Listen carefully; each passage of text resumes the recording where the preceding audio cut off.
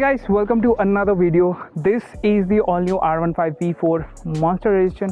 We are going to know what are the changes that Yamaha made in this bike, and to be frank guys, this is the biggest change in the Yamaha R15 history. So let's dig in and let's know all the details. If you're coming for the first time, please do not forget to subscribe the channel and let's start the video. So guys, as you can see, the all new Yamaha R15 has a different design language altogether, and it looks very beefy. It doesn't look like a normal 150cc bike from any angle. So please come, let me show you what are the changes in a detailed manner. Now if you see the front fiesta of this bike, it is heavily inspired from the R7, which has been recently launched in this year. And as you can see guys, it gets a projector, a class D headlamp mounted here exactly like the R7, and it gets the LED DRL. Let me do one thing, let me just turn on the LED DRLs, and you can see that the DRLs are like this. They are pretty sharp and they look dope like hell. And to be frank, this is a much more improved version than what you can see in the MT15. This is a class D projector beam that you're getting in this bike. Now the another change that you're getting for the Monster Edition, specifically for the Monster, is the stickering. So you can see Yamaha Lube stickering, Eneos logo, Monster Energy. There are lots of Monster Energy logo all over the place, and it is to specify the legacy of the Yamaha racing in the MotoGP. So guys, coming on to the suspension, it gets a KYB front fork. Now finally Yamaha has introduced the USD forks, as you can see, and these are golden color. They look absolutely gorgeous in this bike. And now there is one thing that I want to mention, and that is these forks are 37mm forks. The previous generation R15 V3 would have a 41mm normal telescopic forks, but these are 37mm, but you get upside down fork with a floating piston caliper. As you can see, these are bi-brake calipers. And there is one more difference. Now the MotoGP and the R15M version get a golden color bi-brake caliper. Now the rest of the bikes get black color ones. Coming onto the disc, it's a 282mm front disc with dual channel ABS. So you get ABS on both the sides, that is front and rear. Coming onto the wheel, it's a 17-inch rim. You get the same multi-spoke alloy wheels from the previous generation. There is no change in that, but you also get this nice blue strip only for the MotoGP version. And coming onto the tire, this is a MRF Nilo Grip Zapper. It's a 100 section tire at the front. So guys, coming on to the engine, it is a 155cc single cylinder 4-valve engine. It also has the VVA, that is variable valve actuation.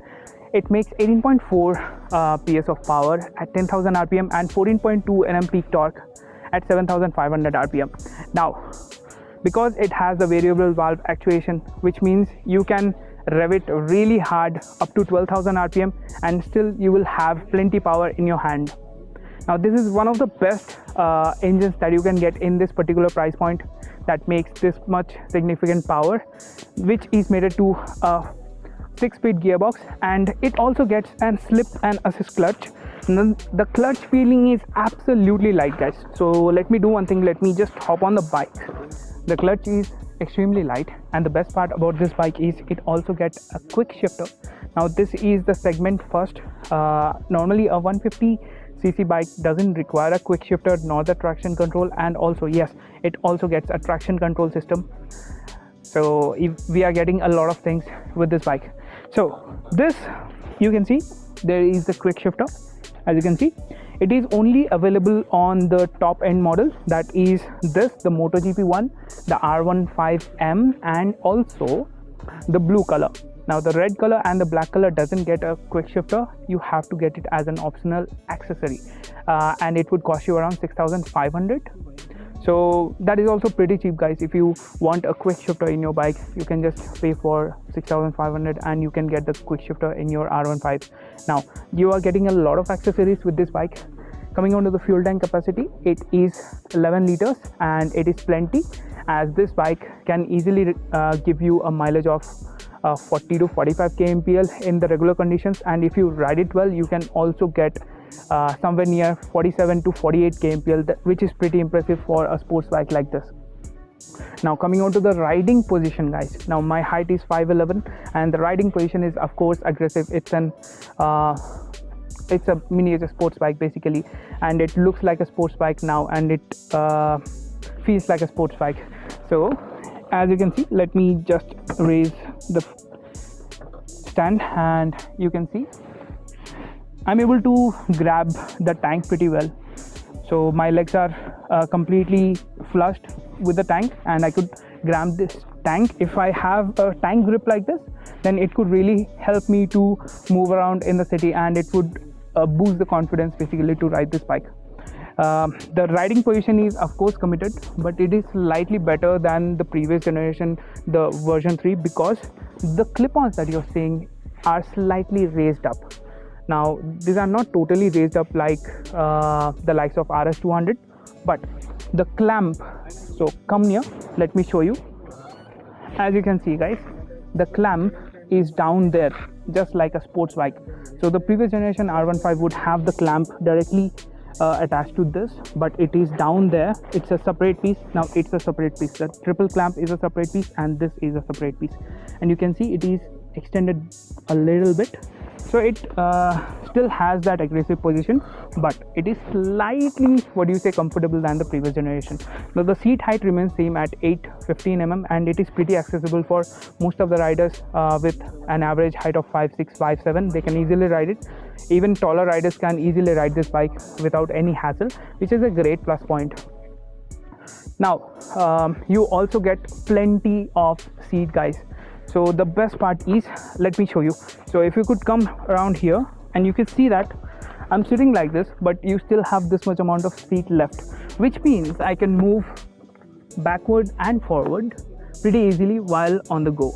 So in terms of seat quality also, they have improved. Now let me show you. Please come here. You will be able to see that the seat is a different one in this particular variant. Now again, this one and the R15M gets this carbon fiber finish on the seat.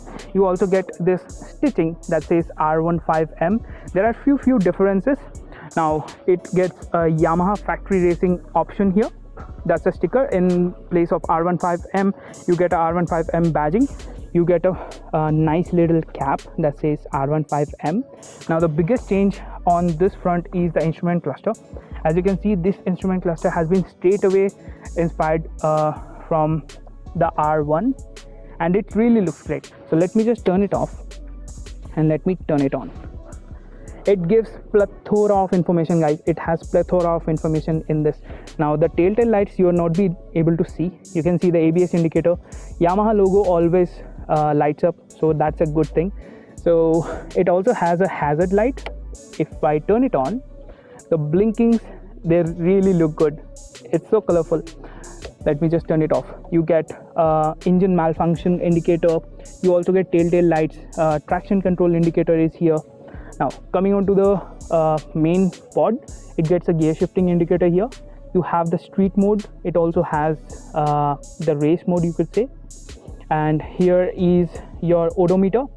The trip meter, you can actually control the trip meter from here. So if I change like this, you can see the battery percentage, the coolant, how much is the coolant.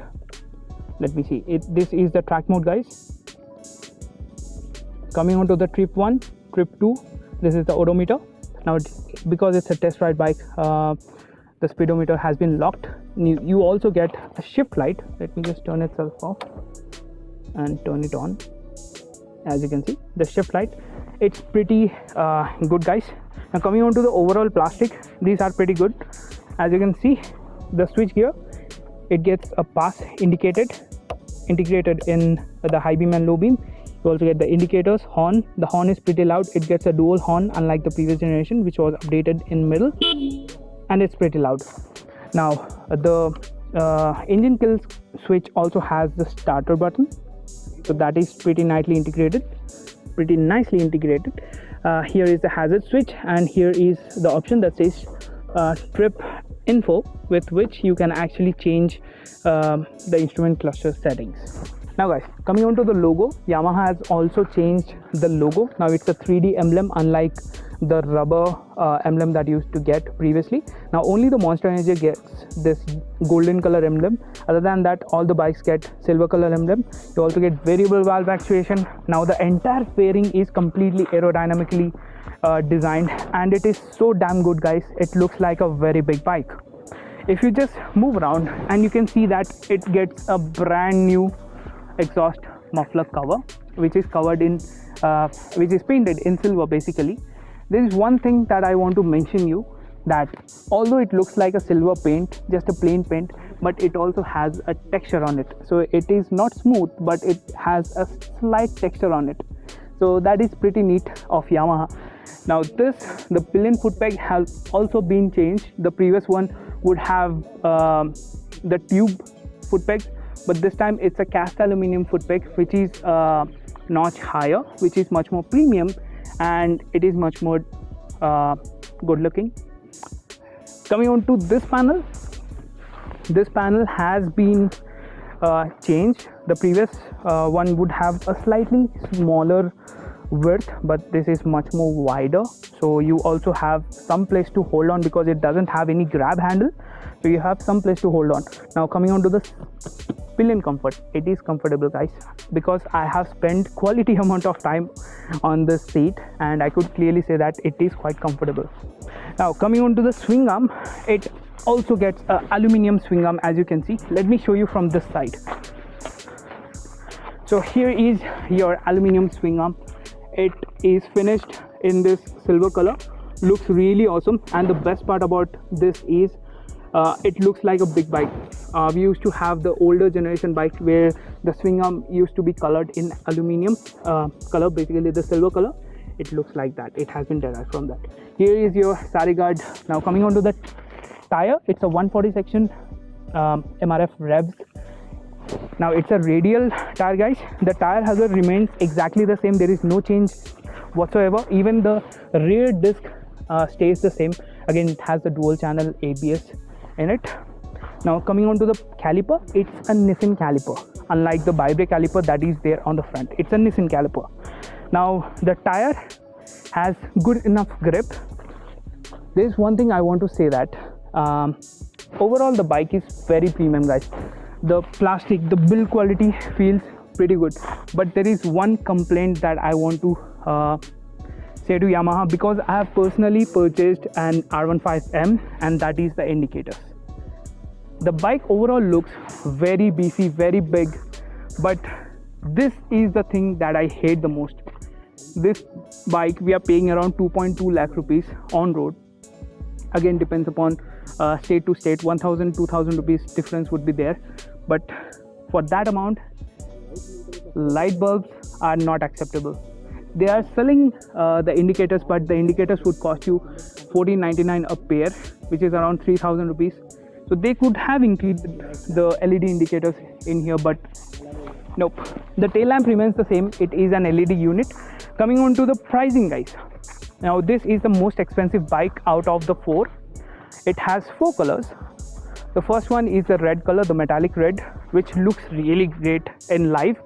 You don't see the pictures. If you want to get the red color, you have to visit the showroom to see what exactly the color of that bike. It also gets the dark night variant, where the entire bike is finished in matte finish. It also looks pretty good, guys. Now the other color is the R15M, which is the silver color, metallic gray. They call it metallic gray. And this is the final one, that is the MotoGP edition.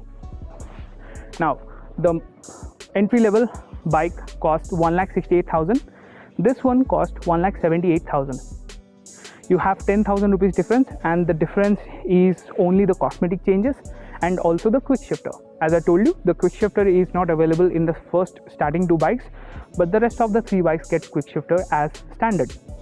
Now the on-road price of this bike would be somewhere close to 2 lakh, 13,000, 14,000. Again, depends upon what state you live. 1,000-2,000 rupees difference would be there. And I guess I have covered everything. So this is the all new Yamaha R15 version 4, guys, and this is the MotoGP version. It looks really awesome.